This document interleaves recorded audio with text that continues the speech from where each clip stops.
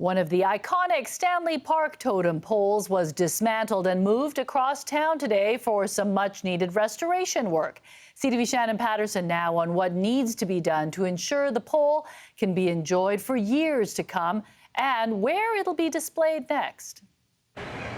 On the back of this flatbed truck, a piece of Stanley Park history. This was a really incredible day. We saw the taking down of Ellen Neal's Kakatsolas totem pole, which has been here in Stanley Park since 1986. When Alert Bay artist Ellen Neal carved this pole in Stanley Park back in 1955, she was a trailblazer. She was actually one of the very first and prominent female Indigenous carvers. She had a carving shack set up here at Prospect Point. She was definitely someone who stepped out and used the skills that she learned from her grandfather, Charlie James, and put that to work for herself and created her own art business. This totem pole was originally commissioned by Woodward's in Edmonton.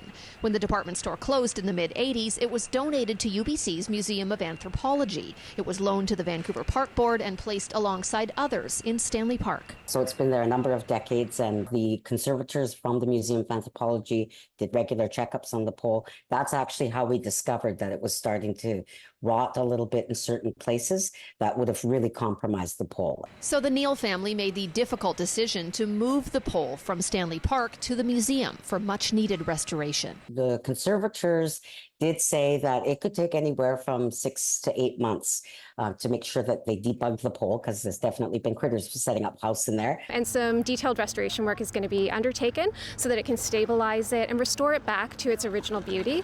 And then it's going to be put up again in the Great Hall. For the granddaughter of the carver, who's an artist herself, watching the pole leave the place where it was first created was bittersweet. And it did feel kind of sad. It was like losing somebody. But you know, the moment the workers took the wings off the Thunderbird, seeing them care and take such care, it turned from sadness to excitement. Excitement that the pole will be carefully restored to be enjoyed by generations to come. Shannon Patterson, CTV News, Vancouver.